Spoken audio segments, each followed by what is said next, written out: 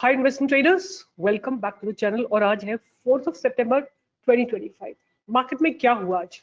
आज market gap up खुली, massive gap up खुली, ऑलमोस्ट लाइक जहां कल क्लोज हुई थी वहां से 200-250 पॉइंट्स ऊपर खुली निफ्टी, और फिर open equal to high candle बना के नीचे आ गई। मतलब there is still a huge pressure, sell on rise का मार्केट है आज। जो अगर ये गैप अप ना खुलती तो देयर वाज अ पॉसिबिलिटी कि लोअर लेवल से बाइंग आती। अब आप देखोगे कि मार्केट ने आके इस गैप को फिल किया। ये जो गैप कल बना था इसको ऑलमोस्ट फिल किया। ये वाला गैप जो है अब फिल हो चुका है।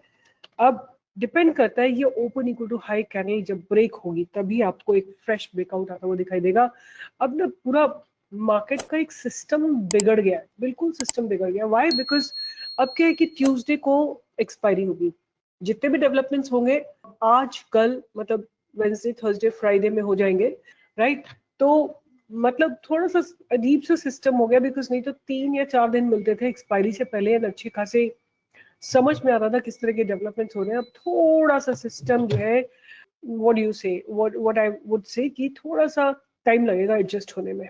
बट एनीवे अगर हम डेली टाइम फ्रेम पे देखें तो प्राइस ने एक ये जो कंसोलिडेशन जोन है उसके बाहर जाने की कोशिश की थी। आप, I hope you are all understanding कि मैं जो कंसोलिडेशन जोन बोल रही हूँ वो यहाँ से लेके ये एक जोन है, कंफ्यूजन जोन बोलूंगी रादर। अब मार्केट ऊपर नीचे ऊपर नीचे ऊपर नीचे जाके और फिर ब्रेकआउट दिया था, राइट? इसी तरह भी back in this confusion zone. तो अब क्या है कि यहाँ पे हो सकता है कुछ टाइम और बिताएगा मार्केट और फिर उसके बाद एक ब्रेकआउट देगा। जब भी 25,000 के ऊपर देगा, हो सकता है 1 महीने बाद या जब भी देगा तब आपको एक मूव ऊपर की तरफ, छोटा ही मूव दिखाई देगा।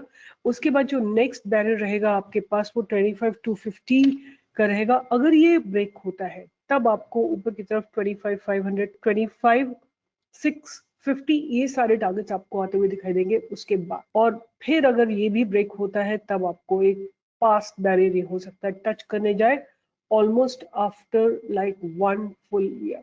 देखते हैं, लेट्स वेट एंड वॉच। अब देखते हैं सेंसेक्स पे क्या हो रहा है। आज सेंसेक्स की एक्सपायरी थी तो सेंसेक्स भी ऊपर खुल के नीचे आया।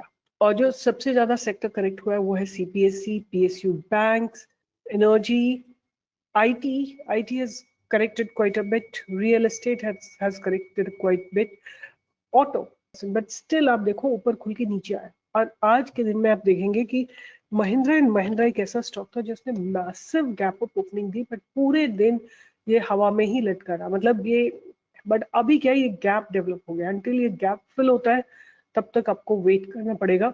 जब ये गैप गैप फिल हो जाएगा उसके बाद आपको एक अपवर्ड मूवमेंट मिलने की पॉसिबिलिटी है।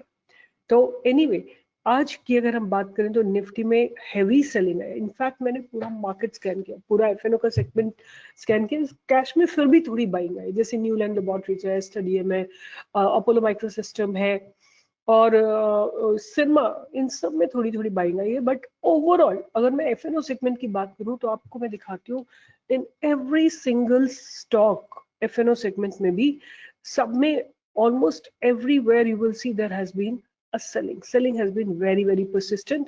आप जो ये देख भी रहे हो ना, पॉजिटिव भी है, ये सारे ऊपर खुल के नीचे आए हैं, राइट? जिन जो ये खैर ऊपर बंद हुआ है, बट मोस्टली आप स्टॉक देखोगे ऊपर खुल के रेड में क्लोजिंग दी है सबने, काफी सारे ने। कोलपैल ऊपर खुल के नीचे आया है, जुबिलेंट फूड ने पॉजिटिव दी है, ब्रिटानिया ऊपर खुल के नीचे आया है। तो बहुत सारे स्टॉक्स ने gap up opening the because of the news, because of the, but कुछ स्टॉक्स ने एक पॉजिटिव मूव दिया है। उनमें से एक स्टॉक है केईआई इंडस्ट्रीज, इसने आज अच्छा मूव दिया है एक ऊपर की तरफ। But as of now what I am understanding कि market is under stress. Polycab ऊपर से नीचे आया है, राइट?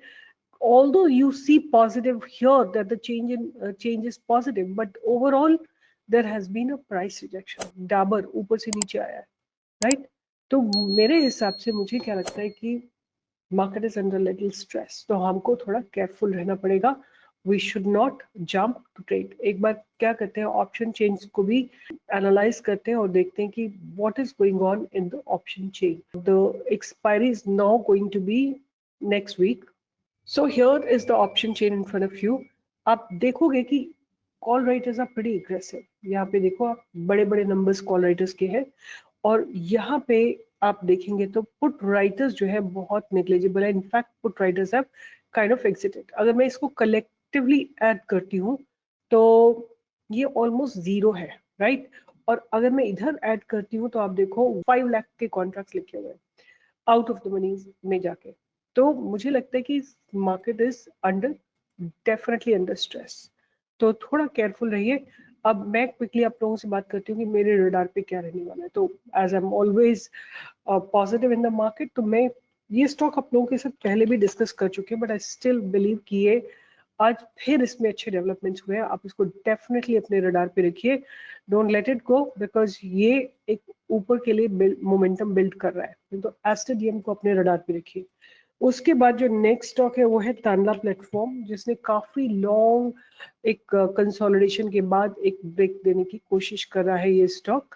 और structure is not very promising, like I'm not finding it very good, but still it has made many bottoms and tried to give a breakout, right? Many bottoms have formed and it had tried to give a good breakout. One thing that I'm finding promising is the price is shifting in the upward direction, तो इसको भी आप अपने radar पे रख सकते हैं। Next stock जो मैं अपने रडार पे रखूंगी वो है न्यूलैंड। ये मैं 2-3 बार आप लोगों के साथ बात कर चुकी हूँ उसकी, न्यूलैंड लेबोरेटरीज। अगेन इसमें आज अच्छी बाइंग आई है, ट्रेंड लाइन मेंटेन है, आज इसमें बाइंग के साथ प्राइस रिजेक्शन के साथ ऊपर की तरफ मूवमेंट आ रहा है न्यूलैंड लेबोरेटरी। और लास्ट में मैं जो स्टॉक बात करूंगी उसको पहले हम एनालाइज कर लेते हैं। The stock has been recently launched, the name is Blue Stone. ये ज्वेलरी एंड लाइफस्टाइल कंपनी है और बेसिकली 8,548 करोड़ की कंपनी है। मेरे को ज्यादा कुछ अवेलेबल नहीं है, तो let's go to Chat GPT and then figure out from there. इनके ऑपरेटिंग प्रॉफिट मार्जिन कुछ 4% के हैं, ऑपरेटिंग प्रॉफिट्स है 76 करोड़ के, नेट प्रॉफिट ये नेगेटिव दिखा रहे हैं, बोरोइंग्स इनकी ज्यादा है with respect to their reserves, और अगर हम बात करें cash from operating activity that's negative. So there seem to be pretty, messed up fundamentals, but let's see. Let's go and check what's happening in this particular stock. In a deep research on Bluestone, we have figured out that Bluestone Jewelry and Lifestyle Limited achieved strong sales and revenue growth recently, but margins and EPS remain weak, and the firm is still loss-making and substantial cash balances, but negative operating cash flow. Revenue की बात करें तो इनका 1770 to 1830 crore का revenue है, which is 40% up year on year from 1266 crore. Growth fuelled by new stores, higher ticket size and expanding product lines. अगर हम operating profit and margin की बात करें तो ऑपरेटिंग प्रॉफिट है 76 करोड़। ये सब तो ठीक है, हमने ऑलरेडी डिस्कस कर लिया है। एक बार I want to see कि Bluestone narrowed its losses in the latest quarter despite the strong revenue growth with improved margins but continued negative operating cash flow. The main risks are high material cost, heavy ad spend, and expansion, outpacing unit profitability, producing accounting losses but underlying operational momentum.